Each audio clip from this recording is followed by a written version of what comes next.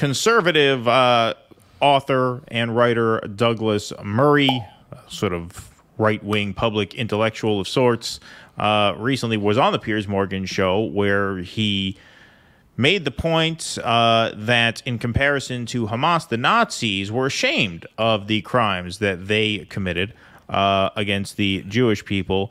Of course, not evaluating the IDF soldiers on that same scale for the crimes that they have committed against the Palestinian people, now to the tune of 10,000 dead civilians. But Douglas Murray retweeted a video from this Andy Ngo account. I'm sorry if I mispronounced that name. I don't know how to do the NG thing. I still haven't, but I should have looked that up because it was an issue last I mean, time. we have so many smarties now that you said that. There's going to be like 10 people in the chat who explain. They'll let me know.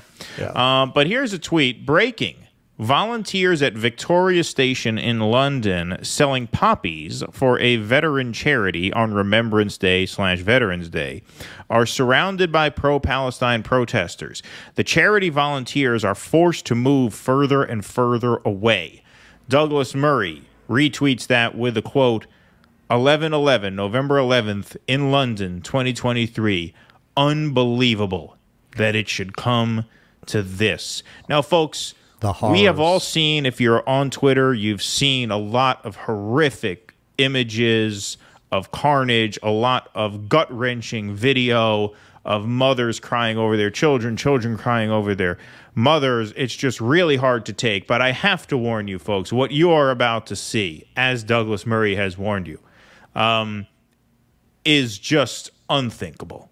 Unthinkable. So let's go to the video here. Once again, warning, folks. Warning, if you have a weak stomach, you may want to open another window and come back in a minute or so, because this is not easy to take. It's probably the worst one floating around. So here these vendors are at their table selling their stuff for Veterans Day. As you can see, a protest forming. There's chanting. And you know, it gets to you after a while. It really does, watching footage like this. Like, it's really soul-crushing. Sometimes I have to take a break. You know? Well, yeah. I mean, I saw this, like, right before we did the show. I wasn't sure I was going to be able to go on. I know. I almost put this last because I didn't think we'd be able to recover from the trauma of seeing this. I figure, okay, we'll do this last. This way we can take the rest of the night off. I mean, there's free speech, and then there's this. I mean, this is the worst part. This is the worst part, folks. Look at this. Oh my God! Look at this. Are they moving the table? They're moving. Oh my God! They have to move the table to accommodate the protest. I mean, I've been seeing a lot of footage of dead kids coming out of Gaza, but that's nothing. Yeah, nothing compared to this. The horrors. Look at this. They're still moving it. They tried moving it 10 feet. Now they got to move it another 10 feet. Wow. Unbelievable. I mean, every foot is another atrocity. Yeah. I mean, I'm sorry to have to show you this, folks. I really am. Yeah. I take no pleasure in subjecting you to If anyone needs to step away, we should be done with this in a couple of minutes. Yeah, we should be done. There's just a few seconds left. It's mercifully short, but okay. Whew. All right, we made it. Man, we got through that.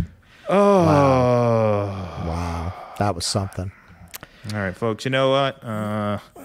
So now people like Douglas Murray will be the first to jump up and talk about how much significance the cenotaph has and how sacred that is, and they'll tell you how these people died for your freedom, but they don't seem to want anyone to exercise that freedom. Yeah, yeah. They like the word freedom. They like the theory of freedom. They don't actually like the practice of freedom. They want people to die for a freedom that you never exercise in gratitude. 11/11 in London. Unbelievable that it should come to this. Are you kidding me? Are you kidding me? The number of videos that have circulated of unspeakable horror, stuff that has traumatized people. People have been telling me I had to throw up after watching certain videos. And this guy retweets out a video of vendors having to move out of the way to accommodate a peaceful protest. It's not even like anyone confronted them. You didn't have a protester come and flip the table and get out of here. No, nothing. A crowd was forming. They realized the crowd was getting a little big, so they thought maybe we should move a few feet down. That's it. That's literally all that happened. Unbelievable that it should come to this. Well, because in the end, their position is so indefensible that they have to go after things like this. And really, I'm seeing this. It's a very strange moment in terms of kind of culture wars between the Bud Light thing and the Target thing. Corporate America is scared. So if you look at, for example, the Christmas ads this year, they really don't want to do anything that might trigger a Bud Light situation. But you got to remember, people like Murray and similar people in a similar lane. This is a whole complex of businesses, right? I mean, they're making their living off this shit. Like they can't afford to win. No, I think this is the war, conservative right? petty grievance industrial complex. Well, and that's what you're really seeing, yes. Because before they did have certain things that I personally felt they had a right to be aggrieved about, and I was aggrieved about. I don't consider myself right-wing or conservative. But now they kind of won that, I think.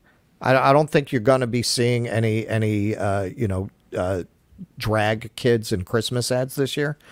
So they're going after just stupid stuff. They went after a commercial where people were gleeful. They used Meatloaf's, a cover of Meatloaf's I Would Do Anything for Love, but I Won't Do That. And it was all people doing all the rigorous stuff you do to prepare for Christmas with a glue gun and everything. And at the end, they decide, fuck it, I'm not doing this. And they take bats and smash all the stuff. And, you know, it's like a little disposable joke, right? Oh, look at the war on Christmas. You know, like they could. It's like, guys, you won. If that's the best that you could find to get outraged about, you won. But it's their job to be outraged, right? I mean, it's how they make their living now. So Douglas Murray, I mean, he's got to go after things like this because blessedly these protests have been peaceful. They haven't done anything to actually justify outrage. If you believe in the right of speech, if you believe in the right of protest, then there's nothing to get outraged about. But you look at these people like Douglas Murray, particularly Douglas Murray, he really represents that.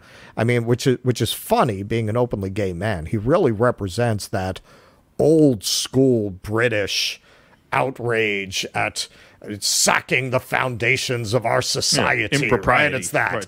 Yeah. No, look at this on Veterans Day. Oh God. Right. Monocle drop. You know, it's really disgusting, and it's sad, man, because he has a brilliant mind. It's sad that he is this just batshit crazy in the end. I mean, I think to think this way, you have to be a little insane. Please clap.